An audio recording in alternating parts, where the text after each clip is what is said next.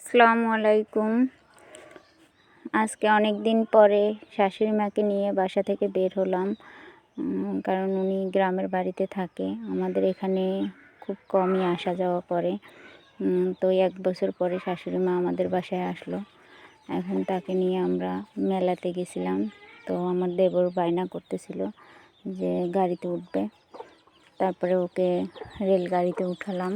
তো আমি মাকে বললাম যে আপনি সাথে নিয়ে বসেন। উনি আমাকে অনেক জোরাজুরি করলো যে না তুমি বসো। বললাম না, আপনিই বসেন, ভালো হবে। পরে আমি আমার ছেলেকে নিয়ে বাইরে দাঁড়িয়েছিলাম, দাঁড়িয়ে দাঁড়িয়ে একটু তাদের সুন্দর মুহূর্ত ভিডিও করে রাখলাম।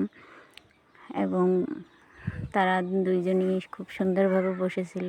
যে লাল ওড়না পরা, ওটাই আমার শাশুড়ি মা, আর কোলে বসে আছে আমার দেবর। তারপরে অনেকক্ষণ হয়ে গেল ঘুরতে ঘুরতে।